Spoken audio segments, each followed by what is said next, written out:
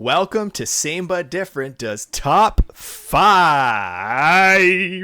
Five. This week we are looking at top five revenge flicks in anticipation for the Beekeeper review that we're doing Monday. The Beekeeper did not make my top five. I can confidently say it did not make mine as well. Oh, no. I really want to know what did make your top five. So Brody, please let me know what's on your list. I will. Number 5, I want this to be higher, but I've not seen the entire franchise, and I felt like it needed to make my list, so I am putting it number 5, and it is John Wick. Nice. I feel like once I've seen all 4, that franchise will skyrocket for me. I don't know why I've not watched them. You will love it. Should be higher. It is not. Get over it. Get over it. Number 5 for me, Kill Bill. You can put Kill Bill 1 or 2. It doesn't matter. They're the same movie, according to Quentin Tarantino. They're literally not, but okay. Yeah. Kill Bill is a solid flick. He was talking about doing a third for so long, and then he was like, nah. No, he might. He considers 1 and 2 one movie, so it doesn't count towards his 10. Oh, what a dick. What a dick. Speaking of dicks, number 4, Hard Candy. Very amazing segue. It worked really well. For anybody who's seen the movie, you get it. I love Hard Candy, and I feel like it's a hidden gem that not many people have seen. Number 4 for me, you've already mentioned his name, the Baba Yaga, John Wick. What did you call him? The Boogeyman, the Baba Yaga. It's been Get so with long. it, man. Come on. First one came out in like 1942. It was like one of the first things we put on our wheel, and we've watched everything else on that wheel, and we've not spun John Wick once. Well, spun it twice. Number 3, we're giving it up to The Princess Bride. Ooh. You're going to have to explain this to me because The Princess Bride came up on my research, but I don't consider it a revenge flick. He's literally after the man who killed his father. My name is Inigo Montoya. You killed my father. Prepare to die. Revenge. But that's not the point of the movie. It's a point of the movie. In my mind, not a revenge flick. There's a revenge plot in it for sure, but it's not the main point of the movie. That's me. Okay. Tell me yours, butthead. Number 3, Promising Young Woman.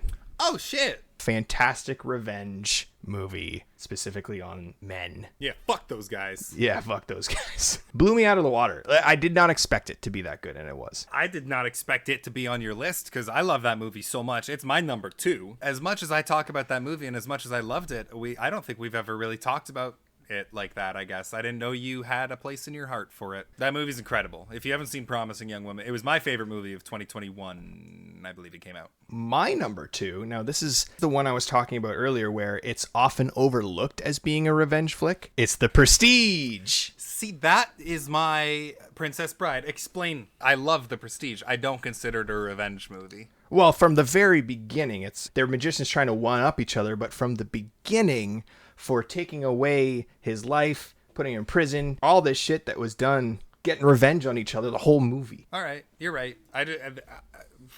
Number 1, taking the gold medal. No surprise to anybody who has ever talked to me. It is Old Boy. 2003's Yes. Old Boy, the original, not the Spike Lee remake. I mean, there are certain qualities to Spike Lee's remake that are very good. Did you watch it? I've watched it, yeah. Oh, Have I you didn't not? watch it. No. Dude, why are you saying those things then? I heard it sucked. It's a very poor remake, but there are certain qualities. If you know, you know. Why would I want to watch a poor remake? I don't care if you do or not. I'm just saying, sounds don't like bash you movies do. when you haven't seen it. Bashed it. Don't do it. Bop, bop, whack-a-mole. Bop, bop, bop. We can fight over this later, but for now, we'll bond over this. Yes. Number 1, Old Boy. I figured as much. The best. The original, the best. Oh my god, it's the best. It's the best. It's crazy for how expansive both of our lists were to have 3 of the same on our top 5. Tell me what your honorable mentions are, though. One is because this one deserves a little more recognition as just a really cool, under the radar, fucking weird flick, and it's I Spit on Your Grave. Oh, okay. Are we talking original or remake? Remake. I never watched the original. And number 2, I don't know why this didn't make my top 5 because I love this movie. I think just because it's a musical, I decided to make it an honorable mention. It's Sweeney Todd. I love Sweeney Todd, and it's a revenge flick to its core, but I just didn't feel right putting it on a list of revenge flicks. My honorable mentions are, the reason I put them on here is because I think they're really good movies that are often overlooked and you should see them. You or me? General you, everybody should. The royal you. The royal you. Yeah. First one up it's called Revenge. Whoa.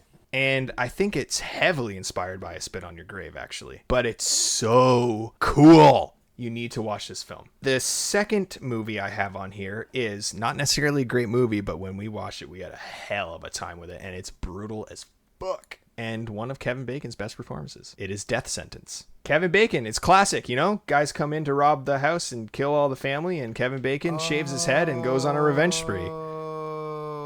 It's producers of Saw. That's what made me remember I've seen this, because I remember that's why we watched it. The last movie is also very brutally violent, but very unique. And it's called I Saw the Devil. It is a Korean film, and it is so unique because he's getting revenge on a serial killer. That one I know. I've not seen, but I know that one. It's awesome.